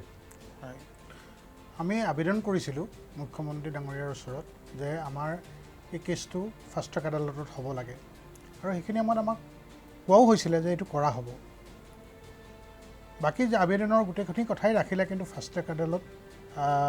পৰৱৰ্তী সময়ত এইটো দিয়া নহ'ল যেতিয়া আমি আকৌ এবাৰ যেতিয়া আমি মুখ্যমন্ত্ৰী ডাঙৰীয়াৰ উপদেষ্টাগৰাকীক আমি লগ ধৰিছিলোঁ তেতিয়া তেখেতক কৈছিলে যে এইটো হাইকোৰ্টৰ কথা গতিকে তেওঁলোকে এইটো বিষয় তেখেতলোকৰ তত্বাৱধানৰ বিষয় গতিকে এইটো তেখেতলোকে চাব কিন্তু প্ৰথম অৱস্থাত যিহেতু ফাষ্ট ট্ৰেক ট্ৰায়েল হিচাপে যেতিয়া অৰ্ডাৰটো আছিলে প্ৰথম অৱস্থাত ঠিকেই আছিল 5 দিন পৰ্যন্ত মাহেকত হৈছিলে 5টা দিন ধাৰ্য কৰি কৰা হৈছিলে কিন্তু শেষত কি এটা বিভাগত পৰিল বা কি হ'ল যে মাহেকত এদিন খুব বেছি এদিন গড় হিচাপত তেনেকৈ হ'বলৈ ধৰিলে আমি ছাতি ফুটি কৰি মৰোঁ কিন্তু মূৰকত গৈ নুঠেগৈ গতিকে ইয়াৰ ভিতৰত কি বিপাঙত কি হৈছে গোটেই বস্তুটো মানে আমাৰ কাৰণে এটা অবুজ হাতৰ নিচিনা হৈ আছে এতিয়া আশা কৰিছিলোঁ যে এই নতুন পৰ্যায়ত হয়তো শুনানিখিনি অলপ খৰতকীয়া হ'ব এই খৰতকীয়া কথাটো অহাৰ লগে লগে এই কৰোণা ভাইৰাছৰ সংক্ৰমণৰ কথা আহিলে কৰোণা ভাইৰাছ আজি এইটো মাৰ্চৰ 21 তাৰিখে আমাৰ শুনানি হোৱা কথা আছিলে লাষ্ট হিয়াৰিং সেইটো যিহেতু লকডাউনৰ কাৰণে বা আমি গৈছিলোঁ হেৰি কাৰণে কিন্তু শুনানি নহ'ল তাৰ পৰা আৰু শুনানি বন্ধ হৈ আছে। এতিয়া আকৌ আমাৰ আগন্তুক 9 জুনত এটা শুনানিৰ দিন ধাৰ্য কৰা বুলি আমি গম পাইছোঁ আমাৰ অধিবক্তাৰ পৰা। কিন্তু এইটো হৈছে কি তেওঁলোকৰ বিপক্ষৰ ফালৰ পৰা এটা আবেদন কৰিছে, মানে যে তেওঁলোকক জামিন আবেদন এখন কৰিছে। সেই জামিন আবেদনখনৰ ওপৰতহে শুনানি হ'ব পাৰে, কাৰণ মেইন এই ধৰণৰ কথাবিলাকে হৈ আছে। জুভেনাইল কেছ 2-3টা হৈ গ'ল, যিটো কোনো হোৱাৰ প্ৰয়োজনেই নাছিলে, আৰু জুভেনাইল কেছ এটা ছেটল নোহোৱা পৰ্যন্ত বেলেগ কেছ আহিব নোৱাৰে। গতিকে এই বিপক্ষৰ ফালৰ পৰা যিমান পাৰে চেষ্টা কৰা হৈছে যে কেছটো লেহেমীয়া আজি এই লেহেমীয়া ধৰণৰ এই প্ৰচেছবিলাকৰ কাৰণে আচলতে দেৱজিৎ আকৌ এনেকুৱা ধৰণৰ ঘটনা আচলতে লগতে আন এটা প্ৰশ্ন আহে, উত্থাপিত হ'ব যে আমি যদি পৈত দেৱেন দত্ত পৰিবাৰৰ যি বক্তব্য, তাত আমি এটা কথা দেখিছোঁ যে মুখ্যমন্ত্ৰীগৰাকীয়ে কৈছিলে, তাৰ পৰৱৰ্তী পৰ্যায়ত মুখ্যমন্ত্ৰীগৰাকীক সাক্ষাৎ কৰিবলৈ নোপোৱা হ'ল। গতিকে চৰকাৰৰ কোনোবা এটা পৰ্যায়ত নমনীয় স্থিতি গ্ৰহণ কৰাৰ ফলশ্ৰুতিতে সমাজৰ একাংশ অসহিষ্ণু ব্যক্তিয়ে, অপৰাধী মই কেনেকৈ ক'ব বিচাৰিছোঁ, অপৰাধী কোনো জাতি নাই, কোনো ধৰ্ম নাই, গতিকে অসহিষ্ণু ব্যক্তিয়ে এই ধৰণৰ কাৰ্য কৰিবৰ কাৰণে তেওঁলোকে আগবাঢ়ি গৈছে নেকি, তেওঁলোকে ভয় নকৰা হৈছে নেকি? কাৰণ চৰকাৰৰ কোনো পৰ্যায়ত নমনীয় স্থিতি হয়তো তেওঁলোকে দেখা পাইছে না। সেইটোৱেই যে আচলতে দেখিছে যে এনেধৰণে দেখোন চলি আছে। আমাৰ ভয় কৰিবলগীয়া বিশেষ একো নাই, আৰু আমাৰ পিছততো আমাক সমৰ্থন কৰা ব্যক্তিৰো অভাৱ নাই। এইখিনিতে তাকেতো আপোনাৰ দত্ত ডাঙৰীয়া তেখেতৰ পত্নী যিটো কথা ক'লে যে তাছা ডাঙৰীয়া লাইনত গৈ পেলাই তেওঁ কোৱা কথাটো তেওঁ ক'লে যে মই বেকত আছোঁ, তহঁতে চিন্তা নকৰি। তাৰ মানে কি আল্টিমেটলি যে প্ৰটেকশ্যন দিয়াৰ কথাটোৱে কৈছে, তেনেকুৱা কথা এটা কৈছে। এইবিলাকতো ভয়ংকৰ কথা। আজি চাওক আমাৰ আজি অভিনীলৰ কেছটোৰ ক্ষেত্ৰত মই একদম ক'বলৈ মই কুণ্ঠাবোধ নকৰোঁ যে এই যে যিটো ঘটনা, এনেকুৱা ধৰণৰ নৃশংস ঘটনা ঘটাব পাৰিলে সেই গাঁৱৰ ভিতৰতে যে চব মানুহেই যে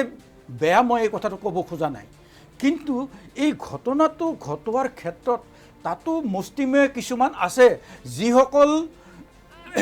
সেই কাৰ্বি আংলং মানে ওপৰ মহলৰ লগত, কাৰ্বি আংলঙৰ ওপৰ মহলৰ লগত যাৰ হয়তো তাহাঁতৰ সম্পৰ্ক আছে, সেইবিলাকৰ জৰিয়তে তেওঁলোকে বিভিন্ন ধৰণৰ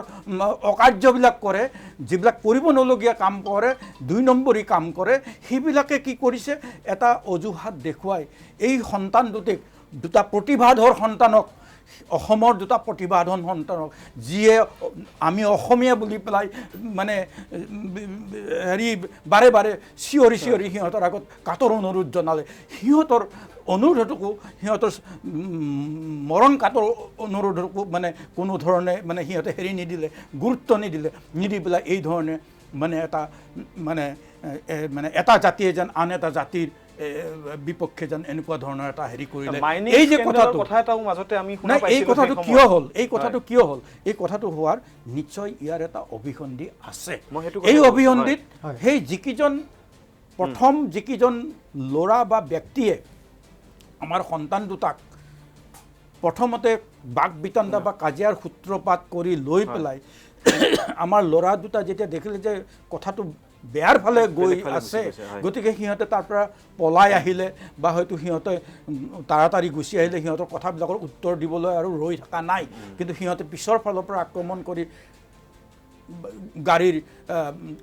আইনা ভাঙি পেলালে। আকৌ তাৰপিছত ফোন কৰি জনাই দিলে আগৰ যে সোপা ধৰা গৈ আছে, তহঁতে ধৰ। এই যে কথাটো সিহঁতে ক'লে, এইটোৱে গোটেই গাঁওখনৰ মানুহক উৰা বাতৰি দি পেলাই এটা মিছলিড কৰা নহ'লনে? এই মিছলিড কৰিলে কিহৰ স্বাৰ্থত কৰিলে? ৰহস্য নিশ্চয় ইয়াৰ ভিতৰত সোমাই আছে। সেই যি কালপিতকেইটা আছিলে, সেই কালপিতকেইটা এই তদন্তৰ আওতালৈ আহিছে নে বাৰু?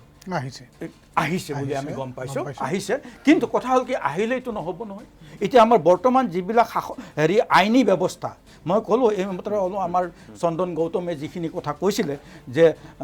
সুপ্ৰিম কোৰ্টৰ পৰা যিখিনি গাইডলাইন অহা বুলি কৈছে আমাৰ ৰাজ্য চৰকাৰক দিব, ঠিক ৰাজ্য চৰকাৰ মানে আমাৰ অসমকেই নহয়, গোটেই ৰাজ্য চৰকাৰসমূহক এটা বুলি নহয়, যে আমাৰ মহামান্য উচ্চতম ন্যায়ালয়ৰ ফালৰ পৰা এই ৰিট পিটিশ্যন নাম্বাৰ 754, 764, 768, 732 আৰু 122 এইকেইটা ৰিট পিটিশ্যনৰ এগেইনষ্টে মহামান্য উচ্চতম ন্যায়ালয়ৰ ফালৰ পৰা তেতিয়া দীপক মিশ্ৰ মহোদয় মানে মুখ্য হেৰি ন্যায়াধীশ আছিলে আমাৰ হেৰিয়াত উচ্চতম ন্যায়ালয়ত।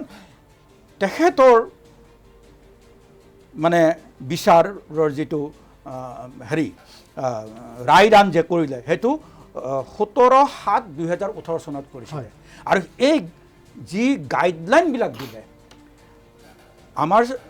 কেন্দ্ৰীয় চৰকাৰকো দিলে, ৰাজ্য চৰকাৰসমূহকো কোৱা হ'ল যে আপোনালোকে আইন প্ৰণয়ন কৰক, এণ্টি লিঞ্চিং এক্টৰ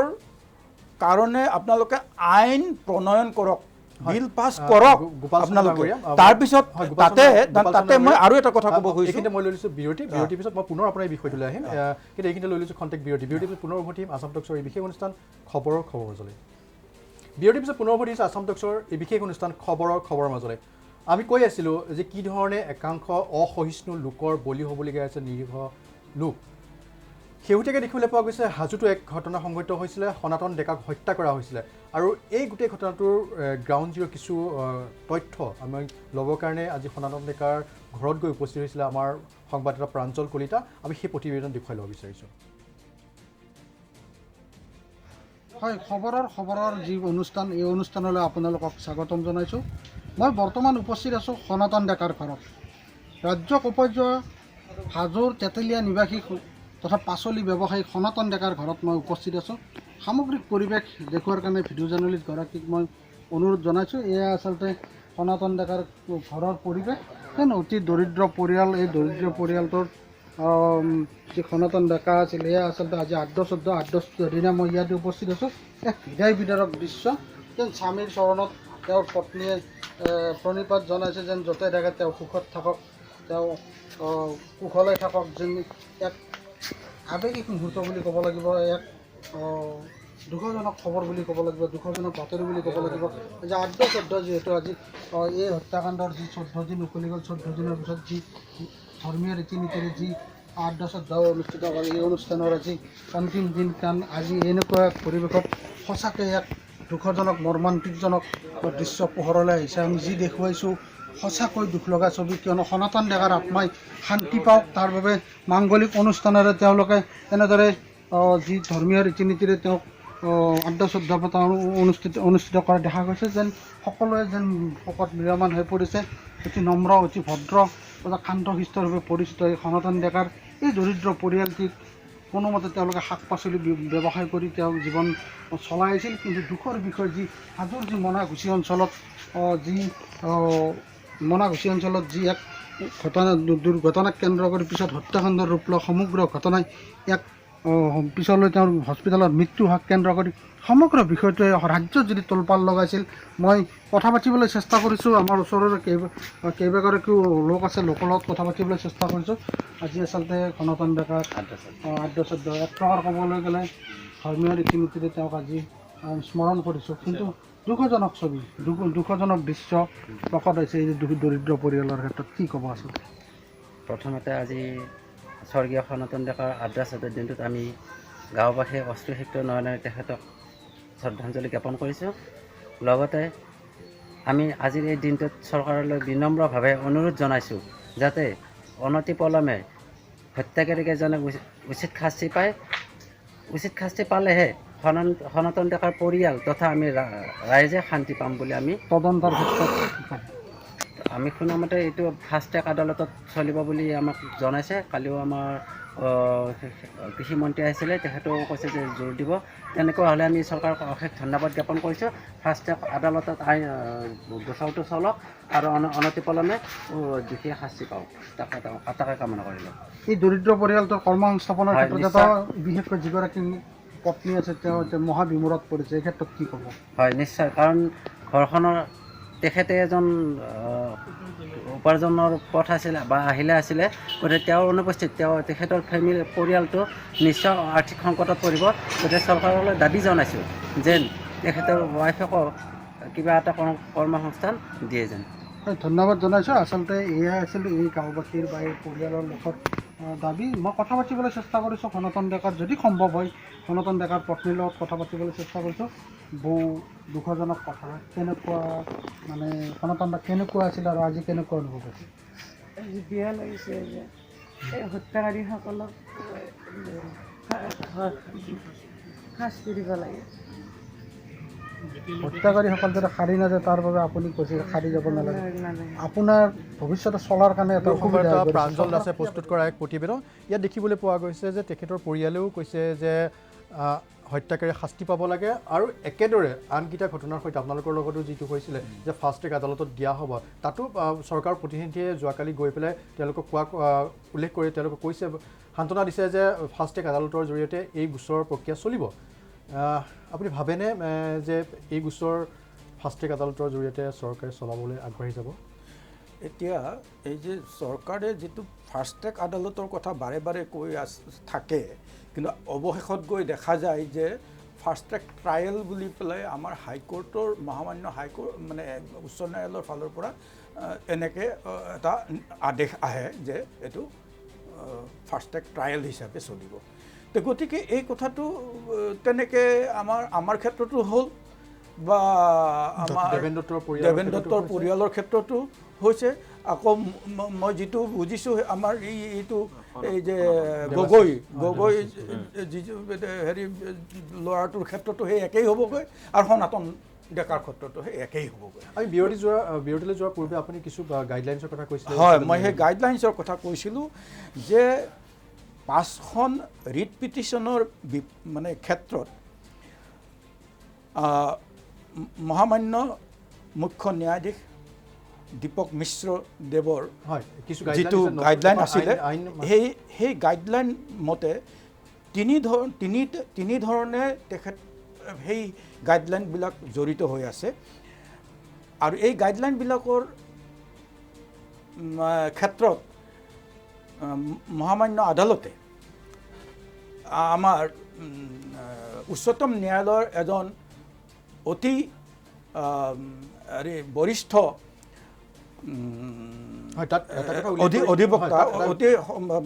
অধিবক্তা সঞ্জয় হেগড়েৰ যিখিনি ছাজেশ্যন আছিলে সেই ছাজেশ্যনখিনি সেই পৰামৰ্শখিনি গ্ৰহণ কৰিছিলে আৰু অৱশেষত যি অন্যান্য বহুত মানে মোকৰ্দমাৰ কথাবিলাক তাত চালিজাৰি চাই সম্পূৰ্ণ চালিজাৰি চাই আমাৰ উচ্চতম ন্যায়ালয়ৰ ফালৰ পৰা তিনি ধৰণে এই গাইডলাইনবিলাক দিয়া হৈছে। এটা হৈছে প্ৰিভেণ্টিভ মানে প্ৰিভেণ্টিভ মেজাৰ্ছ মানে প্ৰতিৰোধক ব্যৱস্থা, আৰু 2 নম্বৰ হৈছে ৰিমেডিয়েল মেজাৰ, সেইটো হৈছে প্ৰতিকাৰক ব্যৱস্থা, আৰু 3 নম্বৰ হৈছে পিউনিটিভ মেজাৰ্ছ, সেইটো হৈছে শাস্তিমূলক ব্যৱস্থা। এনেধৰণে সম্পূৰ্ণ মানে ব্যৱস্থাবিলাক সুন্দৰভাৱে তাত বৰ্ণনা কৰা আছে, দেখুওৱা আছে, আৰু কেন্দ্ৰীয় চৰকাৰ আৰু ৰাজ্য চৰকাৰক সেই হিচাপে ব্যৱস্থা ল'বৰ কাৰণে বাৰে বাৰে কোৱা হৈছে আৰু অতি সোনকালে যাতে ব্যৱস্থা লয় তাৰ সেই কথাও কোৱা হৈছে। কিন্তু আজি 2 বছৰ পাৰ হ'ল এই বিষয়ে আমি অনুষ্ঠানৰ শেষলৈ আহিছোঁ। কেন্দ্ৰীয় চৰকাৰেও কৰা নাই, ৰাজ্য চৰকাৰ বেছিভাগে একো কৰাই নাই। 2-এটা চৰকাৰে হয়তো কৰিছে কিন্তু বেছিভাগে কৰা নাই। অজিত কুমাৰ নাথ ডাঙৰীয়া, আপুনি শেষত আমি সময় চমু চাপি আহিছে, শেষত আপুনি চৰকাৰক কি আহ্বান জনাব? আজি আপোনালোকৰ ষ্টুডিঅ'ৰ পৰা মই প্ৰথমেই দেৱাশিষ গগৈ সনাতন ডেকাৰ পৰিয়াললৈ আমাৰ ফালৰ পৰা এটা অশ্ৰুসিক্ত নয়নেৰে শ্ৰদ্ধাঞ্জলি যাচিছোঁ মৃতকৰ প্ৰতি, আৰু আপোনালোকলৈ সমবেদনা জ্ঞাপন কৰিছোঁ। আমি আপোনালোকৰ সমভাগী, আপোনালোকৰ দুখত দুখী, আৰু